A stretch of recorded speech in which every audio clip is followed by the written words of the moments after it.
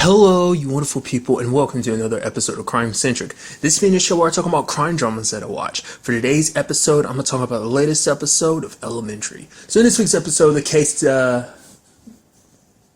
is about a New Jersey police chief named Lynette. Basically, she was part of this reality show type of game where it's almost like hide and seek. Basically, the grand prize is like $1,000,000. Well, she's there participating in the game and she shoots a guy, but like the guy turns around, ends up shooting her and killing her because he has a real gun where she has like paintball gun.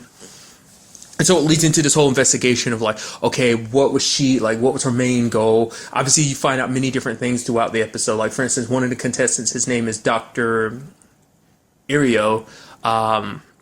He was actually like a child soldier who actually had the name of Ghost of Gulu because he hurt a lot of people. But basically, the situation is there's a treaty that went down, so it's not like he's even wanted anymore. He wouldn't suffer for what he did in the past. But for him, it's all about making up for his past. So, he became a doctor.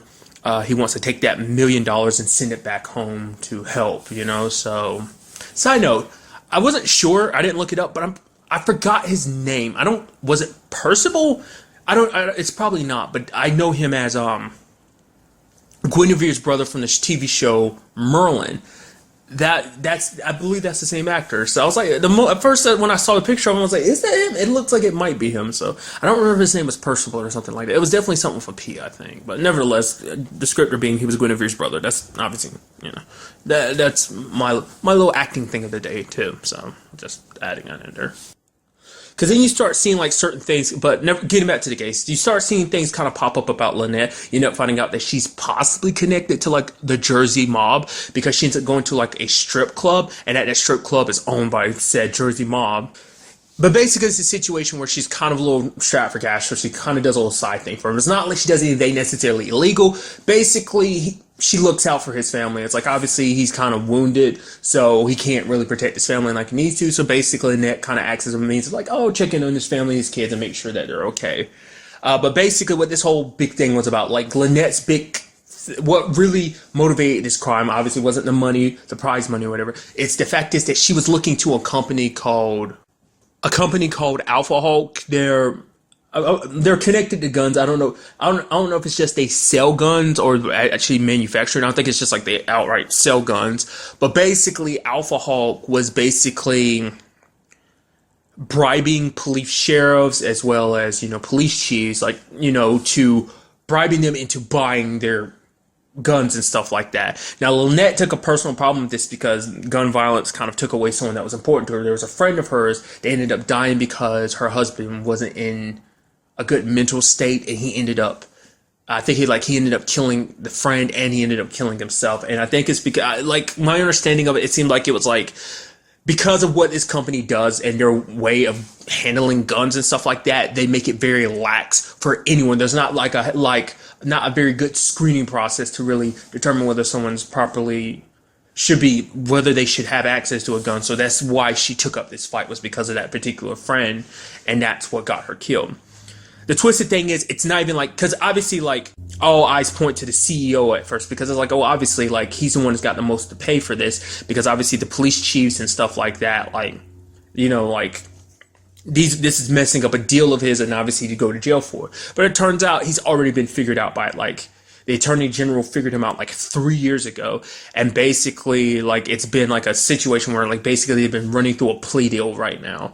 Basically, he'll pay like a $10 million fine, and he'll have to step down from CEO. But even though doing that will mean he still gets like a huge payout from being like, his severance package would be like way above that 10 million anyway. So he has no reason to kill Lynette, because it's like, well, he's already been figured out, and the attorney general actually found out more cases against him than even Lynette did. And it's just like, what sucks, because it's like, he kind of he's like he outright says it, the smug bastard, like, yeah, I mean, the reason why I wouldn't kill her because I've already gotten away with it. It's like, you suck. And it's like, it sucks.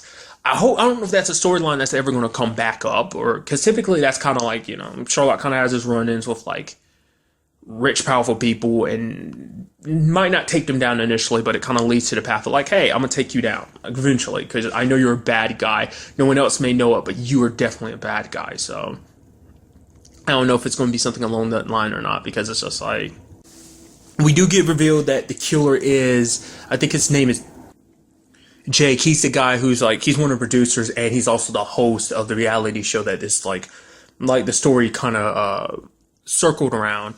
And basically, it turns out that he was actually like a Texas Ranger, like police chief or whatever, back in the day, like 15 years ago. And there was he was a, kind of a part of this whole situation. So apparently this guy's been doing this for a long time. So obviously he thought he was going to get busted for it, because obviously like a lot of the detectives and stuff, like, I mean, all the police chiefs and sheriffs and stuff that were associated with this deal, like the ones accepting the bribes and stuff like that, there was no action taken against them. So obviously none of them knew about the attorney general, like, you know, case and everything. So like they ended up bringing up, it's like, you killed Lynette for nothing, because you killed her because like you found out who she was, what she was investigating and stuff like that, and that's why you killed her. But too bad for you, you didn't know there was already an investigation. Like your name was already part of the record, so you would have been better off not shooting her. So his efforts literally went for nothing. I mean, I guess in a way it's okay. I mean, he probably would have suffered a sentence, but it probably wouldn't have been as heavy as what it is now. Which isn't say like, oh, it's a good thing. It's like, no, it doesn't. It sucks that it turned out that way. She was just doing her job, and just because you were a piece of crap cop, you ended up killing her for it. So I even like what they did. They basically lied to him, and it's like, oh yeah, we believe there was all these dealings between Dr. Irio, kind of using his past and like, you know, as a conversation with the show creator and the lady who runs the show, as well as obviously, you know, Jake or whatever. And just like, oh yeah, it's obviously him. He has this connection to Alpha Hulk and everything. So it's like, if you could contact him to kind of like make him think, oh, he's coming in to sign some paperwork and stuff like that, we'll use it as an opportunity to try and gather up some evidence against him and stuff like that. We need your help. And they're like, oh yeah, but basically they call it Jake because they use that as a lie. And then, you know, him thinking like, oh, this is the opportune time. He goes to dig up the shotgun to, you know, try and plant it somewhere to put it, as like, you know, Dr. Irio was the one that did it. So I did like appreciate the fact that they were like kind of lied and manipulated him like that. So, and obviously another part of this episode dealt with Shinwell. Obviously he gets in contact with Joan, which initially she kind of hides the fact is from Sherlock. I mean, from obvious reasons.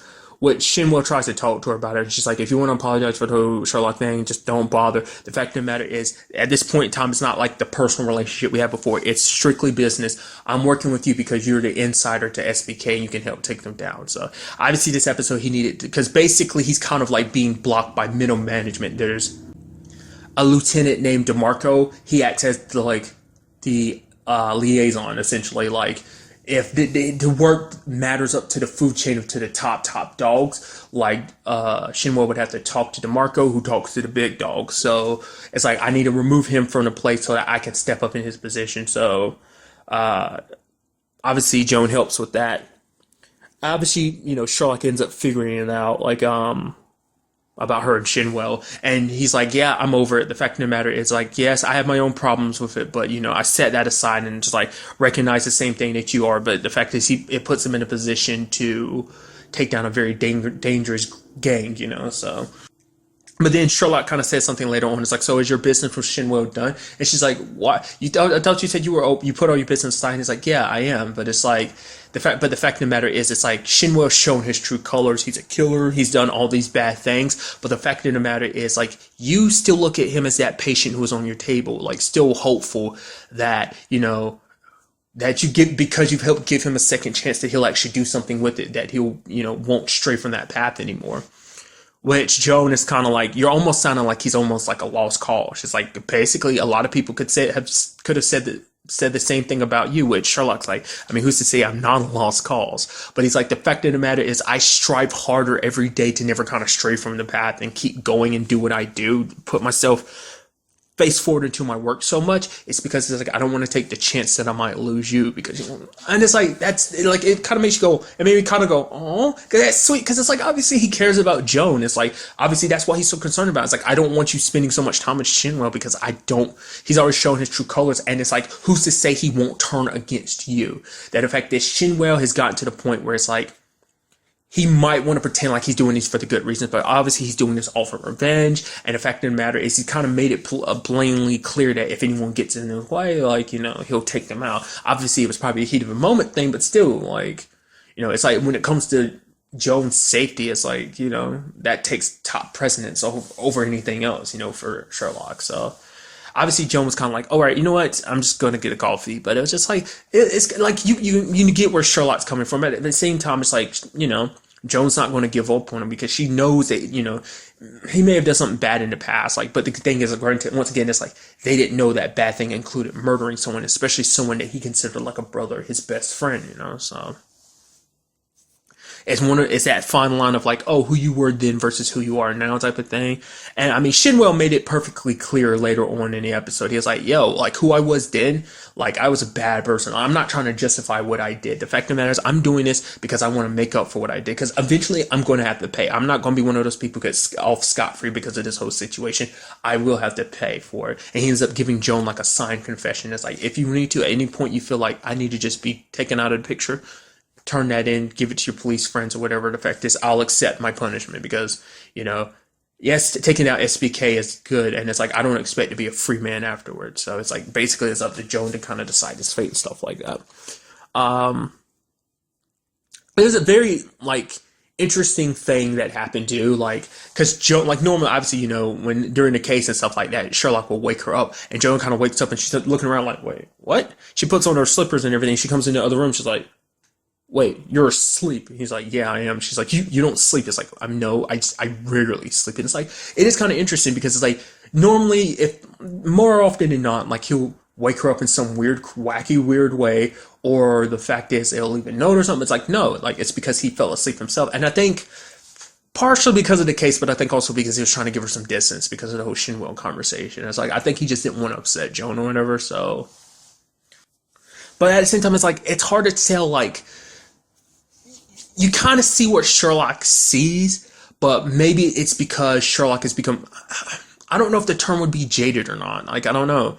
Because, like, after finding out about, like, because Shinwell's not the person he thought he was, It's like, because out of anyone, Sherlock had hope in Shinwell and everything. So it's like, oh, he's doing this for his family. He's trying to redeem himself. It's like, no, he's a murderer. And the fact of the matter is, who's to say that he won't, manipulate people to get what he wants? The fact of the matter is, he's back in the position of, like, where he was 10 years ago and everything, so it's hard to say, like, but when you look at Shinwell's expression and the way he was acting, it's like you do feel like it was a little heartfelt what he was saying to Joan, that he was, like, he is trying, and it did seem like he was about to apologize about the Sherlock thing. I think, like, in retrospect, like, obviously he handled that situation very poorly, and I would have liked to actually heard what he actually was going to say to Joan and everything, so.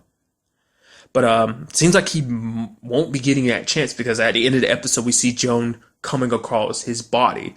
And obviously, he's not moving or anything. And it's not like because I was wondering, like, is it a situation where he's still alive? It's like, no, his eyes are wide open. Like, there's blood everywhere. He's not moving or anything. It's like, I think he's dead, especially because I caught, like, a slight glimpse of the next episode. It seems like that might be the case. And it's like, wow, I was not expecting that.